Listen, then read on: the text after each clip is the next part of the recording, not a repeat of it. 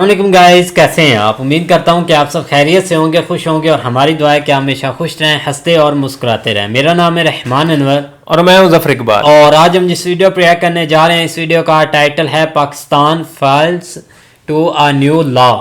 तो देखते हैं भाई वीडियो। अगर वीडियो पसंद है, लो भाई हाँ, टाइटल ही नहीं पूरा, तो देखते हैं। फास्ट टू है नहीं होता। अगर वीडियो पसंद आए तो लाइक सब्सक्राइब ज़रूर कीजिएगा और कमेंट में अपनी राय का इज़हार ज़रूर कीजिएगा। भाई मेजर साहब की वीडियो है, तो करते हैं भाई वीडियो स्टार्ट।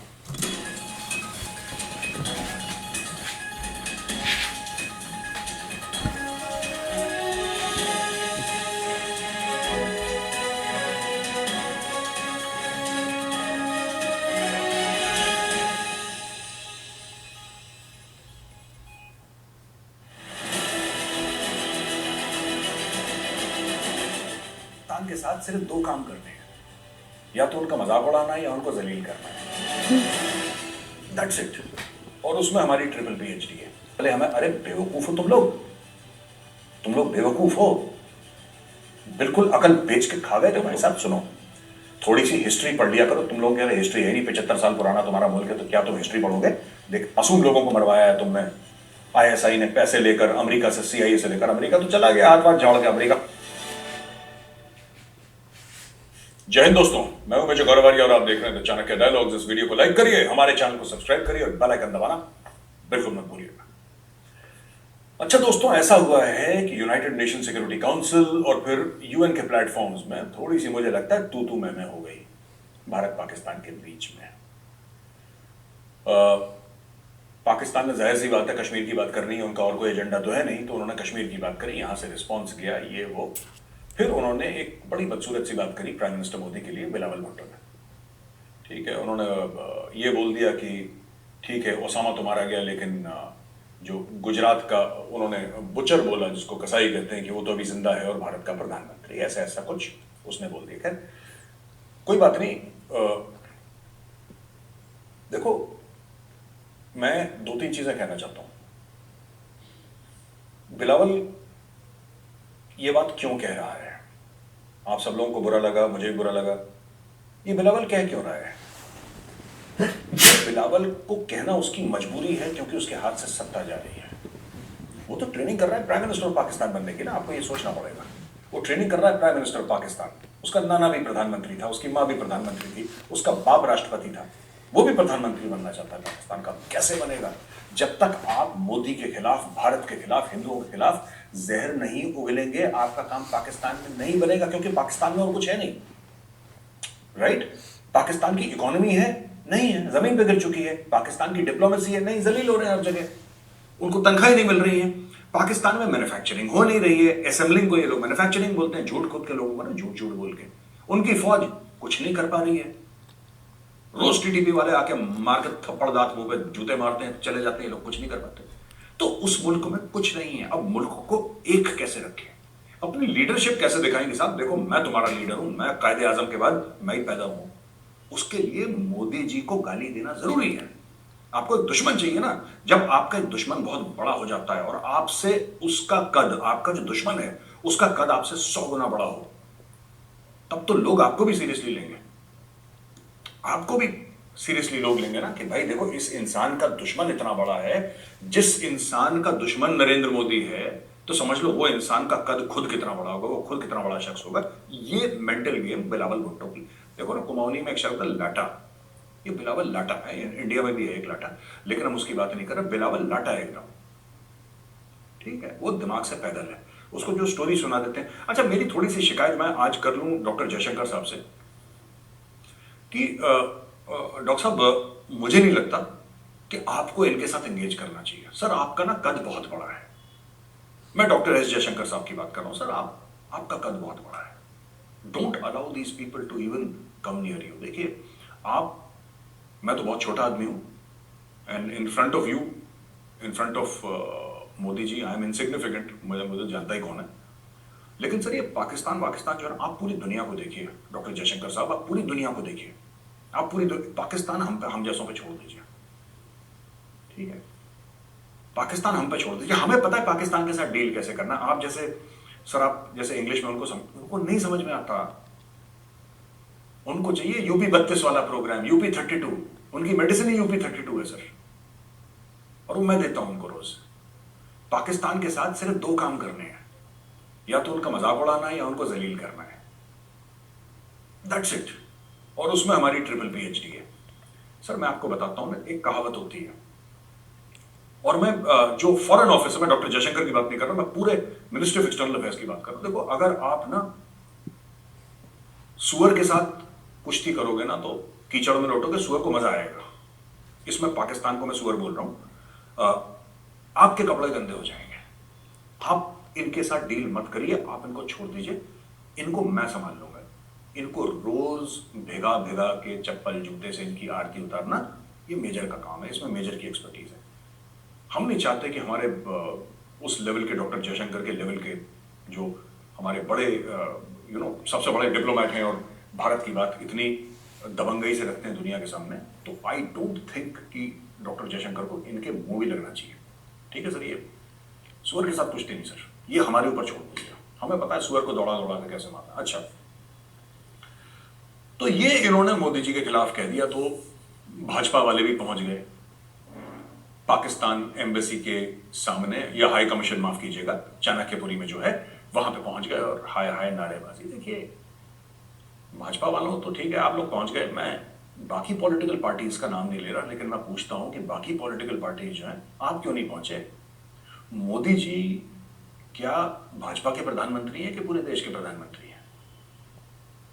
जिस बंदे के नाम पे 300 से ऊपर सीटें लोकसभा में आई हैं, वो क्या सिर्फ भाजपा का प्रधानमंत्री है? नहीं, वो मेरे प्रधानमंत्री हैं, वो आपके प्रधानमंत्री हैं। आपको बुरा लगे अच्छा लगे, लेकिन वो राहुल गांधी के भी प्रधानमंत्री हैं, वो हर एक भारतवासी के प्रधानमंत्री हैं, और उनकी इज्जत हमारी इज्जत है। देश के प्रधानमंत्री के लिए कुछ बोले, मैं बता रहा हूं आपको पाकिस्तान ने क्या करा था।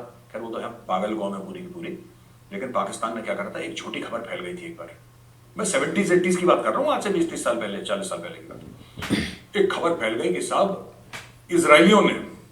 इजराइलियों ने मक्का के ऊपर हवाई हमला कर दिया और मक्का मदीना बर्बाद कर दिया। ऐसी किसी ने गप उड़ा दी हवा में।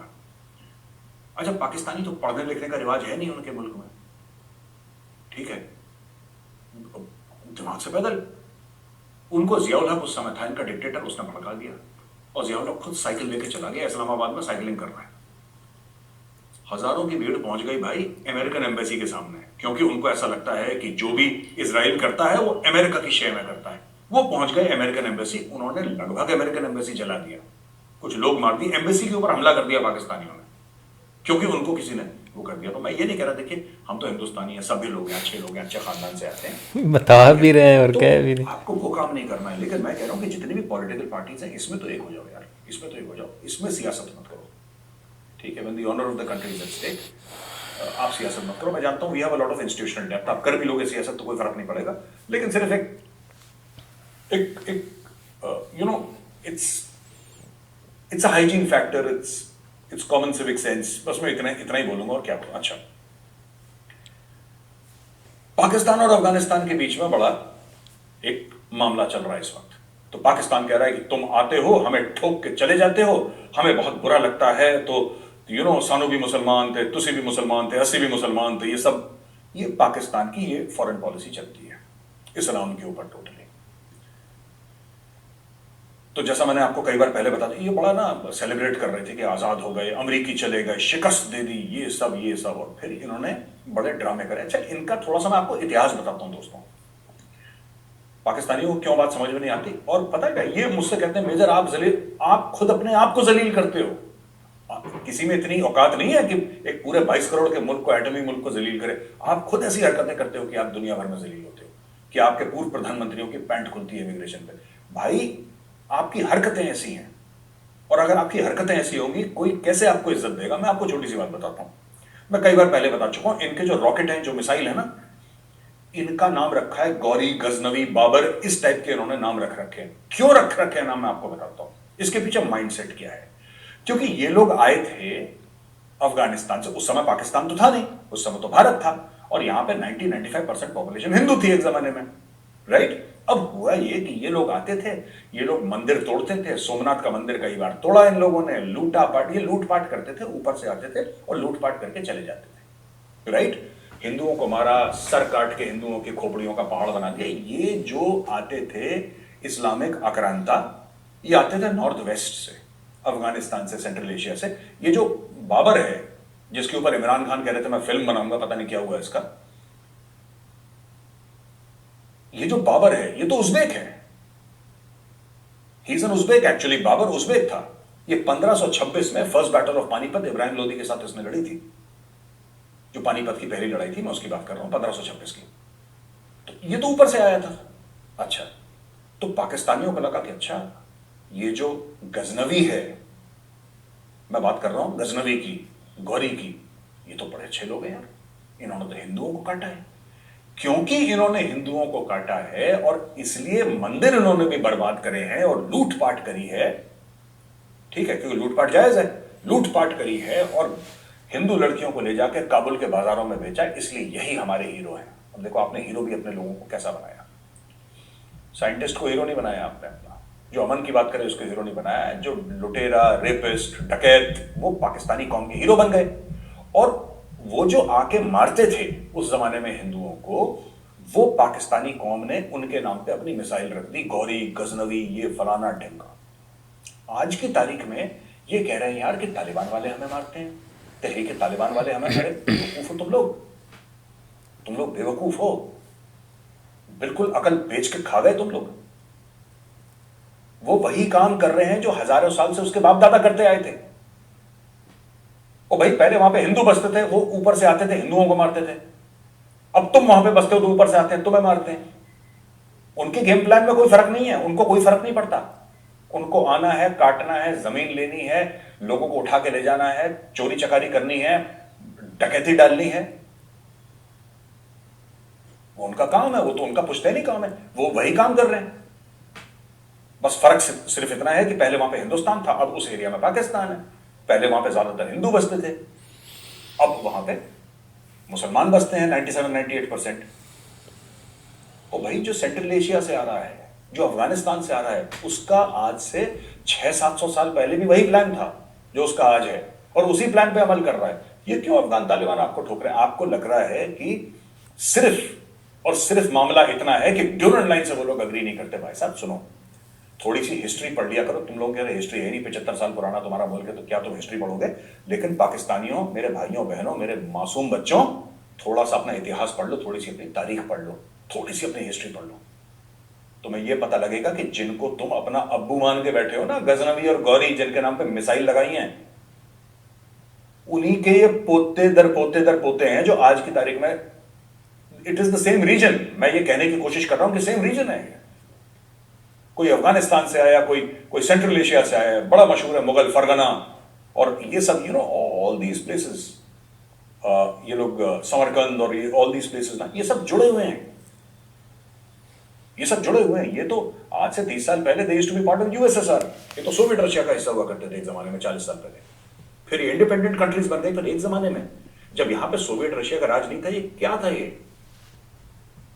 और ये जो मुगल है, ये कौन है? ये जो 1526 में बाबर आया था, जहीरुद्दीन मोहम्मद, ये कौन है? ये मदर की साइड से चंगेज खान का है और बाप की साइड से तैमूर लंग का है। ये नस्ल तैमूरी है बाप के साइड से, और मां की साइड से चंगेज खान से हैं ये लोग।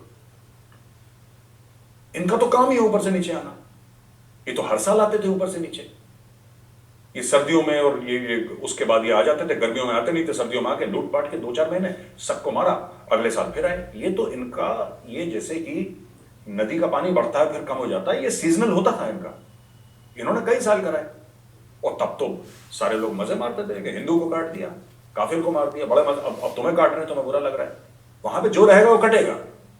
तो तुम कुछ कर लो, तुम्हारी एटमी फौज है, तुम्हारी फलानी फौज है, नंबर 1 स्पाई एजेंसी है, और नंबर 1 आर्मी दुनिया की पाकिस्तान फौज है, और नंबर 1 इंटेलिजेंस एजेंसी, ऐसे उनको नंबर 1 नंबर 10 से कोई फर्क नहीं पड़ता। उनका एक ही धर्म है, ऊपर से आएंगे, तुम्हें कूटेंगे, वापस चले जाएंगे। ये हजारों साल से करते चले आए वो लोग, ठीक है? इनका यही प्रोग्राम है और इनका यही प्रोग्राम रहेगा। आज भी वो कर रहे हैं। तुम पता नहीं क्यों कंफ्यूज हो रहे हो। तुम्हें ऐसा लग रहा है कि क्योंकि तुम नमाज पढ़ते हो इसलिए तुम्हें बख्श देंगे, तुम्हारा दिमाग खराब है। तुम्हारा दिमाग खराब है। सबसे ज्यादा अफगानिस्तान से भारत ज्यादा दूर नहीं है। जो गिलगित बाल्टिस्तान वाला एरिया है ना, ज्यादा दूर नहीं है। तुमने उनको बेवकूफ तो बना दिया। तुमने अफगानों को बेवकूफ बना दिया। अर्ली 90s में बोला कि तुम कश्मीर में जाकर जिहाद लड़ो। अरे बाबा, उनका जिहाद तो खैबर पख्तूनख्वा में, उनका जिहाद तो पाकिस्तान के अंदर है। वो वहां पे जिहाद लड़ रहे हैं। और मुझे एक बात समझ में नहीं आ रही, बिलावल भुट्टो यार पागल पागल है। इसमें तनख्वाहें देने का पैसा नहीं है। कश्मीर इसको चाहिए। एम्बेसी की बिल्डिंगें इसकी बिक रही हैं, तनख्वाह इसको चाहिए। इसका जो इंटीरियर मिनिस्टर है उसके ऊपर ड्रग के केसेस हैं, जिससे अभी वो फ्री हुआ है। वो ड्रग बेचता खरीदता था, वो ड्रग खरीदता बेचता था, ये उसके ऊपर केस है। इनका फॉर्मर प्राइम मिनिस्टर है, उसके ऊपर केस है कि वो, उसके ऊपर टेररिज्म का केस है इमरान खान के ऊपर कि वो दहशतगर्द है। यार तुम्हारा पहले वाला पीएम दहशतगर्द है, ये वाला तुम्हारा ड्रग की तस्करी करता है। तुम्हारा जो अभी इंटीरियर मिनिस्टर है, होम मिनिस्टर पाकिस्तान का, जो करंट वाला है, उसके ऊपर 50 एफआईआर हो रहे हैं, चोरी के और डकैती के और पता नहीं किस किस के। यार मुल्क है कि तिहाड़ जेल है ये? सभी ऐसे चोर, मतलब लुटेरे टाइप के इकट्ठा कर रखे। अच्छा, ये मैं तो कह रहा हूं, ये जो भी हुआ अच्छा हुआ। यूनाइटेड नेशंस में ना बहुत अच्छा हुआ यार। तो क्यों अच्छा हुआ मैं बताता हूं आपको। मैं चाहता हूं पाकिस्तान और कश्मीर, देखो पाकिस्तान की बात तो कोई मानता नहीं है, पाकिस्तान को कोई सीरियसली लेता नहीं है, क्योंकि ये पहले भी झूठ बोल चुके हैं, दुनिया की पीठ में खंजर भोंक चुके हैं। और नोबडी, ये सिर्फ अपने डायलॉग बाजी में, अपने पुराने दिन याद करके, वो कुछ नहीं होते। वो पुराने पुराने टाइप के जो जमींदार जो अभी झुग्गी में रह रहे हैं, लेकिन अपने बच्चों को वही, बेटा हमारे बाप दादा 10 हाथियों पे चलते, तो वही है ना कि मैं वो क्या है, मैं बुत शिकन हूं, बुत परस्त नहीं, और पता नहीं क्या क्या ड्रामा दुनिया भर का अपने बच्चों को, पाकिस्तानी बच्चों को, छोटे छोटे बच्चों को झूठ पिला रखा है। तुम झूठ बोलते रहोगे, अफगान तालिबान तुम्हें ठोकता रहेगा जब तक तुम होश ठिकाने नहीं आते तुम्हारे कि what is the danger from the north west. ये है क्या भला जो अफगान तालिबान है? It is historical. Durand line उसका एक हिस्सा है। ड्यूरेंट लाइन सब कुछ नहीं है। आपको क्या लगता है भाई साहब, आप अटक तक जो उन्होंने नया मैप जारी करा अफगान तालिबान ने, आपको क्या लगता है पाकिस्तानी हो? मानो, फर्ज करो एक मिनट के लिए कि तुम पूरा खैबर पख्तूनख्वा और पूरा वो अटक तक जो भी एरिया उनकी डिमांड है तुम उनको दे दोगे, इनके अटैक बंद हो जाएंगे? तुम्हें क्या लगता है इनके अटैक बंद हो जाएंगे? ये कल लाहौर को ठोकेंगे, ये इस्लामाबाद ठोकेंगे, ये रावलपिंडी ठोकेंगे, ये हैदराबाद सिंध में घुस के ठोकेंगे। ये तुम्हें मारते रहेंगे, दुम्बे की तरह पीटते रहेंगे। तुम्हारा ढोल, तुम्हारा बहुत अच्छा एक मौका था जब अमेरिका वहां पे था। अमेरिका सबको कंट्रोल करके रखा था। तुमने तो शादियाने बजा दिया यार कि अमेरिका चला गया, हमने फतेह कर दी और इंशाअल्लाह फलाना ढिमका। तुमने ड्रामे करे। सुअर की तरह भगा भगा के मार रहा है, जैसे जंगली सुअर का शिकार होता है ना, उस तरीके से अफगान तालिबान तुम्हें मार रहा। तुम लोग भीख मांग रहे हो उससे।